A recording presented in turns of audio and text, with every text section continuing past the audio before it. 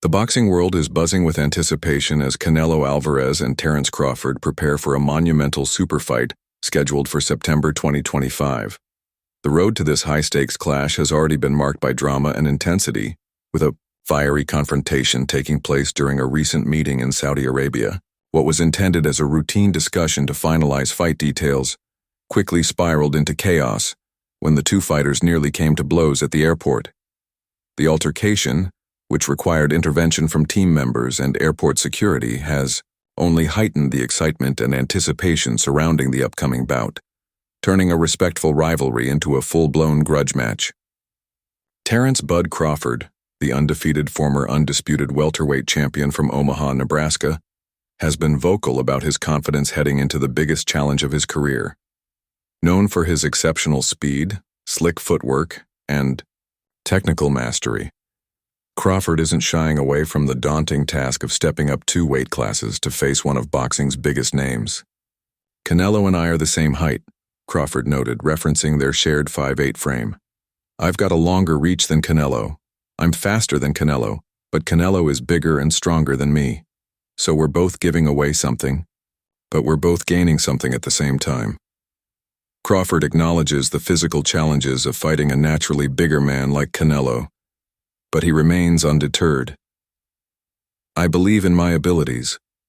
I believe in myself that I can handle anything any fighter brings at me," he said confidently. His self-belief has carried him through a flawless professional career so far, boasting a record of 41-0. His most recent and perhaps most dominant win came in 2023, when he dismantled Errol Spence Jr. to become the undisputed champion at 147 pounds. Now his ambition takes him to uncharted territory as he aims to conquer the super middleweight division at 168 pounds. The roots of this high-profile fight can be traced back to mutual admiration between the two fighters. Both Canelo and Crawford have acknowledged each other's skill and legacy. "I respect Crawford," Canelo said in an interview. "He's a great fighter. I always say that. No disrespect to him." However, despite the respect, Canelo has questioned whether beating Crawford will earn him the credit he feels he deserves. "At the end of the day, I won't have any credit if I face Crawford," Canelo remarked. "You never know in boxing. I go up and down in weight and fight everybody. So it's possible, why not?" For Canelo Alvarez, the legendary Mexican champion from Guadalajara, legacy is already well established. With a professional record of 62-2, Canelo has faced a who's who of elite fighters over the years, including Floyd Mayweather, Gennady Golovkin, Sergey Kovalev, and Caleb Plant. At 34, he's been a professional for nearly 2 decades and continues to fight at the highest level. But despite his storied career, it's the financial incentive, reportedly a staggering $150 million purse, that ultimately helped secure this bout. Promoter Turki Al-Sheikh, a powerful Saudi boxing mogul, played a pivotal role in bringing the two fighters together, ensuring the mega fight would take place under the banner of Riyadh Season, Saudi Arabia's grand sporting showcase.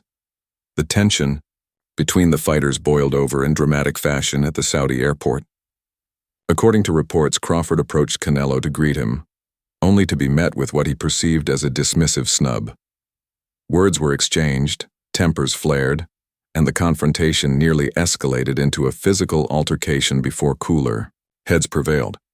The fighters then went their separate ways, each proceeding to meet with Al-Sheikh. A photo posted on social media showing both fighters with the promoter suggested that, at least publicly, the dust had settled. For now. Crawford, at 37, is 3 years older than Canelo, but his sharpness in the ring remains unquestioned. After defeating Spence, he also picked up a win at 154 pounds over Israel Madrimov, though that performance lacked the same explosiveness. Nonetheless, Crawford sees this bout as a legacy-defining moment. "I've been wanting this fight," he declared. "It's a legacy fight. It's the biggest fight in boxing today. I feel like this fight is the last of the Mohicans." For Crawford, defeating Canelo would cement his name alongside the greatest to ever step in the ring, and he knows the significance of the moment. You've got two guys who are top 3 pound for pound going head-to-head, he added. Still, one of the most debated topics leading into the fight is the size and strength disparity between the two men. While Crawford has successfully moved up in weight throughout his career, from lightweight to super lightweight, then to welterweight, he's never faced a natural super middleweight like Canelo. Canelo's frame is built for 168 pounds. Muscular, compact, and powerful, he's a devastating body puncher who has bullied opponents in that weight class. Crawford, while confident in his ability to neutralize size with skill, speed, and ring IQ, faces a physically demanding test unlike anything he's encountered before. I've been fighting bigger guys my whole life, Crawford said. I'm pretty familiar with that aspect of the game. That mindset gives him a psychological edge. However, many analysts remain skeptical. Legendary trainer Robert Garcia, for example, believes Crawford will start strong but eventually succumb to Canelo's pressure. The first 6 to 8 rounds would be very competitive, Garcia said. Crawford has skills. He's very strong, has great speed, and has good power to earn Canelo's respect. But eventually, I think Canelo is too big, too strong. Garcia also questioned Crawford's true motivation, suggesting it may be largely financial. He knows it's the biggest payday of his life. He's already achieved everything he wanted. He doesn't have to prove anything to anyone. Mikey Garcia, another respected name in the sport, echoed those sentiments. I'm not even a fan of that fight, Mikey said in an interview. There are too many weight classes apart. Skill-wise, I think Crawford is better, but the difference in size will be the deciding factor.